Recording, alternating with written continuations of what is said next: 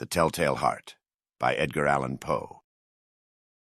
True, nervous, very, very dreadfully nervous I had been and am, but why will you say that I am mad? The disease had sharpened my senses, not destroyed, not dulled them. Above all was the sense of hearing acute. I heard all things in the heaven and in the earth. I heard many things in hell. How then am I mad? Hearken, and observe how healthily, how calmly I can tell you the whole story. It is impossible to say how first the idea entered my brain, but once conceived it haunted me day and night. Object there was none, passion there was none.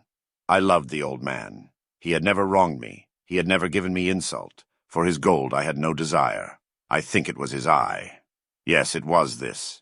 One of his eyes resembled that of a vulture, a pale blue eye with a film over it. Whenever it fell upon me, my blood ran cold, and so by degrees, very gradually, I made up my mind to take the life of the old man, and thus rid myself of the eye forever. Now this is the point. You fancy me mad. Madmen know nothing. But you should have seen me. You should have seen how wisely I proceeded, with what caution, with what foresight, with what dissimulation I went to work. I was never kinder to the old man than during the whole week before I killed him.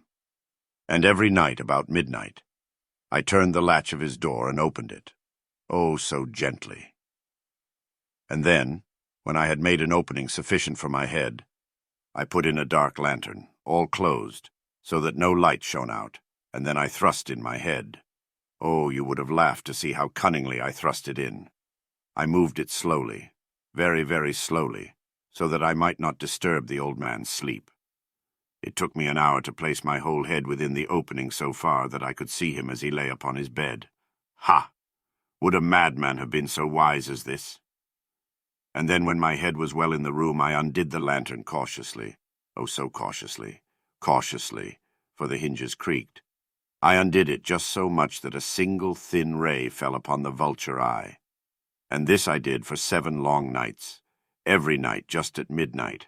But I found the eye always closed, and so it was impossible to do the work, for it was not the old man who vexed me, but his evil eye.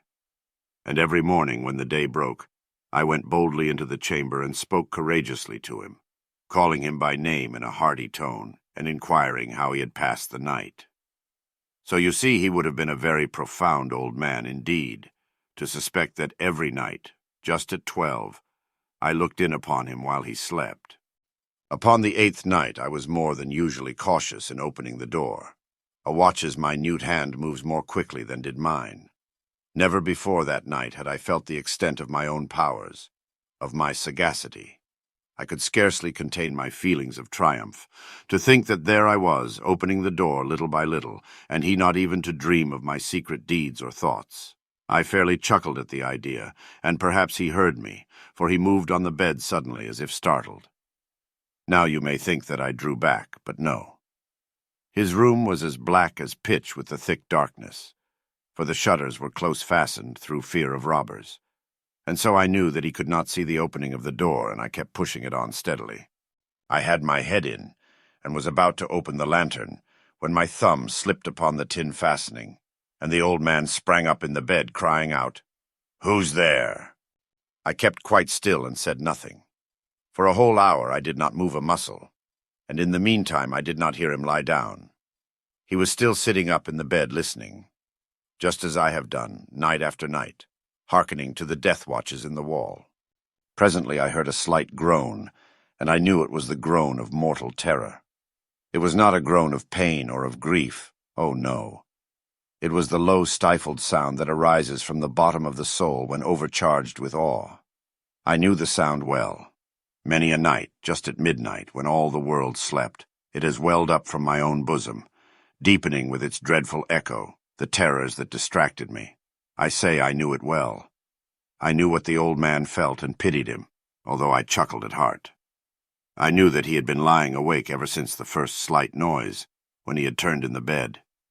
His fears had been ever since growing upon him. He had been trying to fancy them causeless, but could not. He had been saying to himself, "It is nothing but the wind in the chimney. It is only a mouse crossing the floor."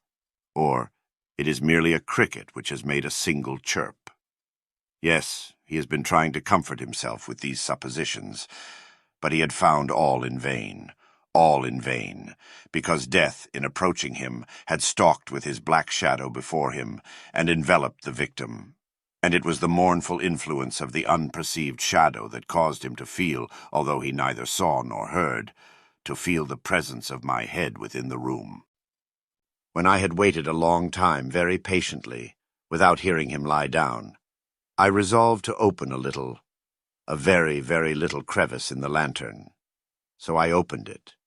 You cannot imagine how stealthily, until at length a single dim ray, like the thread of the spider, shot from out the crevice and fell upon the vulture eye. It was open, wide, wide open, and I grew furious as I gazed upon it. I saw it with perfect distinctness, all a dull blue, with a hideous veil over it that chilled the very marrow in my bones.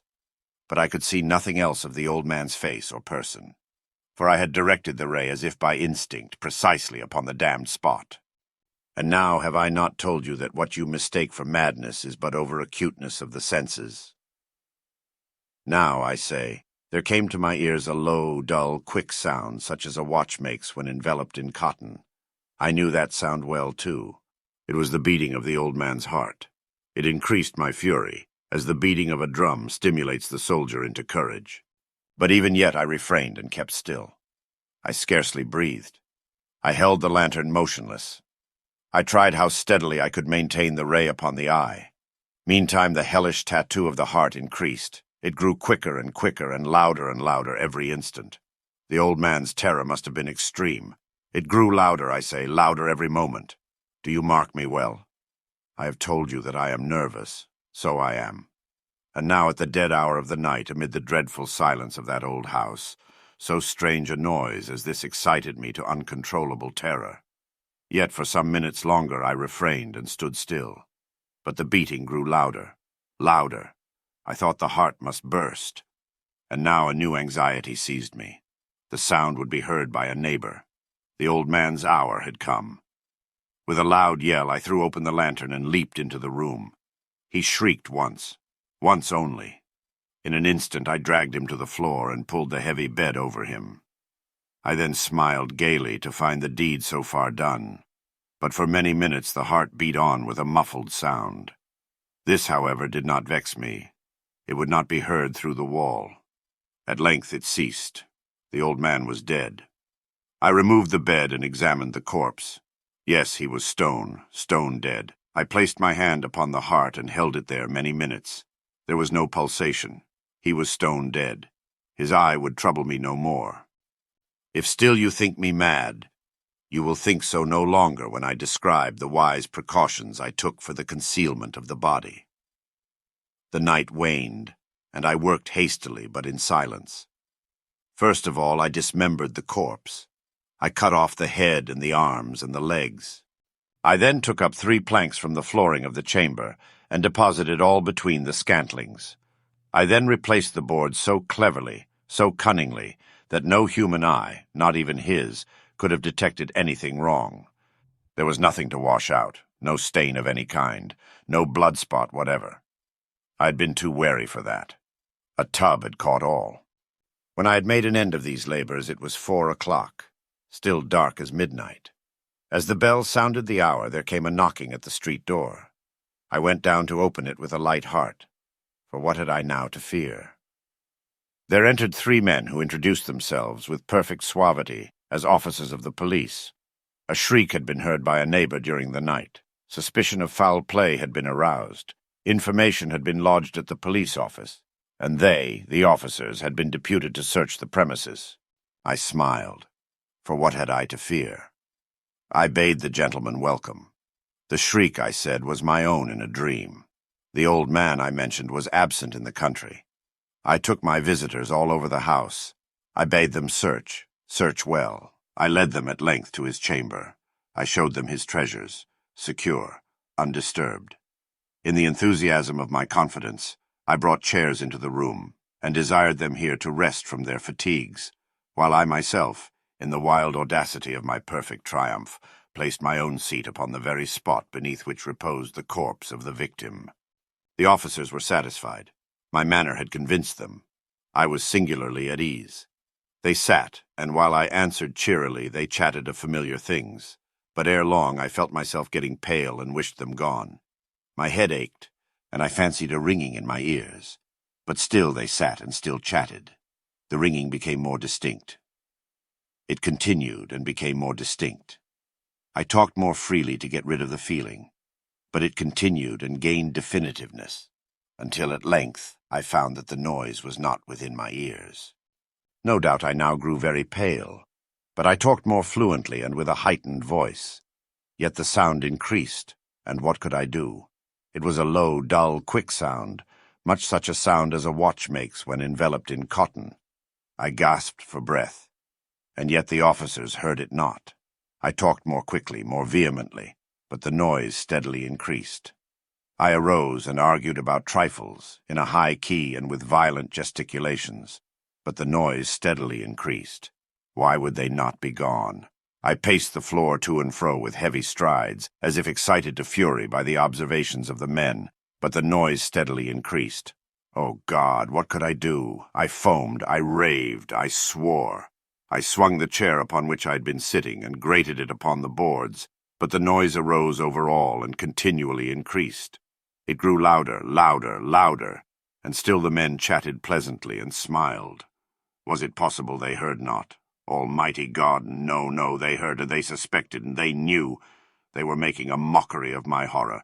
This I thought, and this I think. But anything was better than this agony. Anything was more tolerable than this derision.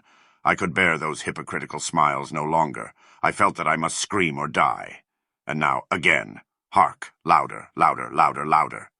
"Villains!" I shrieked. "Dissemble no more! I admit the deed. Tear up the planks. Here, here! It is the beating of his hideous heart."